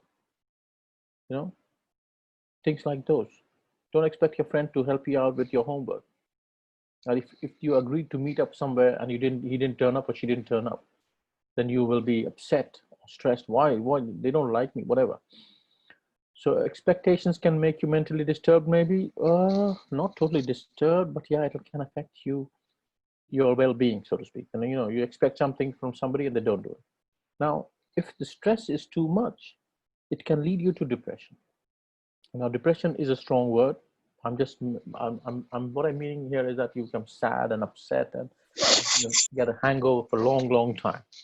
That is not what we would expect you to have. You should get over it. Okay, somebody didn't deliver. Somebody didn't deliver on time. So what? My motto, which is always helped me, is under promise and over deliver. Do you understand the meaning of that? Under promise and over deliver. You don't promise somebody that I will do this for you definitely. Don't worry about it. I will take care of that problem for you. And then you can't. What you've done is you've raised somebody's expectations and you've not fulfilled it. That can cause the other person to feel really bad. And also to you, if you are somebody who likes to do things for other people, then it will be upsetting for you as well. I didn't do it for my friend or my brother or my sister. I told my mom and dad I'll clean the garden, definitely. But I didn't do it. So always use words like with serious intent, not for the sake of saying it. That's totally wrong. Intention should always be right. Always use words like, inshallah, I will attempt to do it. And I'll complete it for you. Something like that. So that they have some kind of a leeway there. But don't say, I will definitely do it, but you don't, or you forget, or something like that. Expectation from child is the right of the parent or vice versa, but from others is null and void. How interesting is that? It has a fairly valid point there. A child, till he or she is vulnerable, is always going to expect something from their parent or the other. But similarly, from parents, they expect your children to behave properly. But I don't expect parents to start saying to their children, okay, make sure you cook all the food tomorrow. By the time I come from work, the food should be ready. Now, that is not a reasonable expectation because the child might be in school as well. Children need to play, very important. Whether it's at home or at school or the playground, wherever you go. But, when you're grown up, like you're 20, 21, of course you should be helping out and maybe taking care of the food sometimes. How long is mom or dad going to take care of that? So it should be our, what do you call, chronologically, as we grow up, we should have more like contribution in the family. Yes, please, Aliza, you want to say something?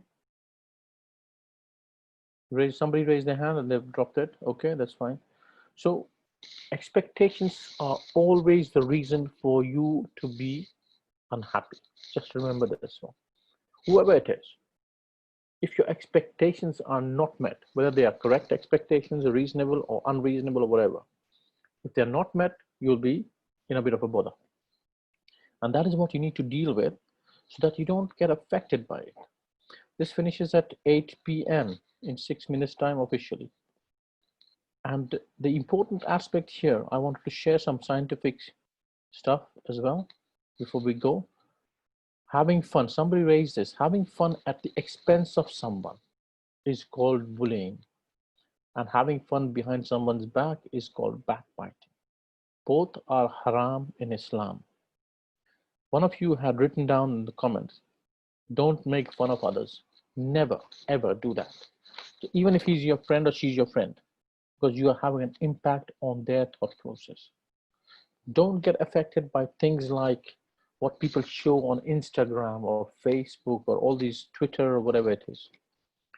We should limit ourselves on social media in the first place. I'm a big proponent of the fact that you should not be much on social media unless it's to talk to people whom you know. Sorry? So anyway, so if somebody is making fun of you, it is wrong in the first place. It amounts to bullying and you should report it, especially if it's in school. Okay, once it happens, you know, I can let go, although I wouldn't let go, but I'll keep that in mind. But you should report it if it's not something should happening to you. Why should somebody make fun of you for what you're wearing or how you look, you know, whatever, how you speak, whatever. If they have an issue, they can talk to you seriously about it. Is there some way we can discuss this situation? And you should try it. If you felt that somebody had, and you know, made some fun of you for no reason, then you should have a discussion with them and deal with it. That's the first step. However, if they are harassing you or bullying you, then you should speak to an elder, whether it's your parent, whether it's your teacher. And even if it's happening at school, make sure you tell your mom or dad or your elder brother or sister or some friend, because it's not good to keep it inside. They said that, whatever they said. Somebody whom you trust. It is important to have so related, like the coping mechanism, like I mentioned in the previous slides. It's important not to speak about somebody behind their back. It is haram in Islam. It's like eating your dead brother's flesh. That's how harsh it is. Even if you're talking something true, you know what they did yesterday, you know, was looking like this and this, and it might be true, but you're not meant to make fun of the other person because he or she is not there to defend themselves. And you are actually bad-mouthing them. Backbiting is anything which you would not like to be said behind your back. True or not true, doesn't matter. Not true will become slander. That's double. Backbiting and slander. And backbiting is just speaking something about them behind their back. Rizal says you should never bully or make fun of someone because you will get guna, and at the same time will happen to you. It could be. Very good point. It is a big guna, as in a sin. Now let's end by sharing some scientific facts to you, and then we will end.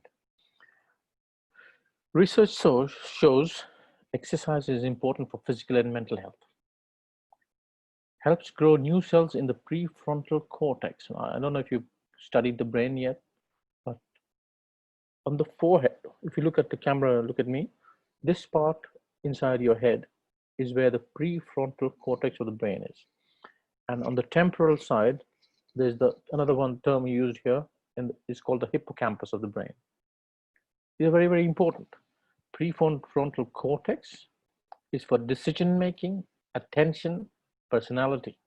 All these things are from there, that part of the brain. Hippocampus is about memory.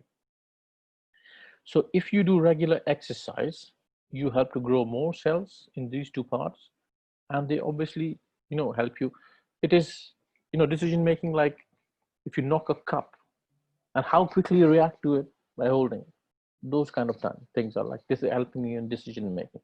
Your attention span in class, you're not looking at your mobile phone all the time, or you know, having a chat with your next door colleague who's sitting next to you. So attention on something, when you're studying, you're focused on that. So all these things are from the prefrontal cortex. These are scientific researches done by neuroscientists. It's not from me. And if you have exercise, it helps the hippocampus to develop new cells, which helps your memory to be better.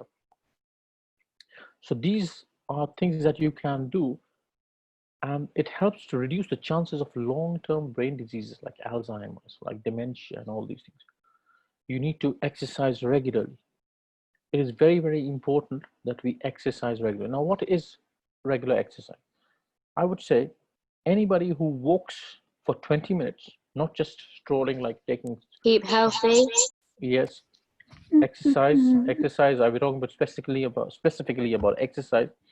If you are exercising, is doing a brisk walk for 20 minutes a day, that is considered exercise. And if you can do that for at least 4 days in a week, that is good enough. But I'm not saying you should limit yourself to 20 minutes. You should go and play some sport, maybe half an hour, 1 hour. You can run for half an hour, 15 minutes, 20 minutes, whatever your capabilities are. But exercise every day if possible, not just 4 days. Recommended to do it 4 days a week, 20 minutes of walking every day for 4 days a week. But if you can do it, I do. For example, nowadays I'm not playing any sport because all the stuff is closed, and I have gained a little bit of weight. But I've been walking every day 45 minutes.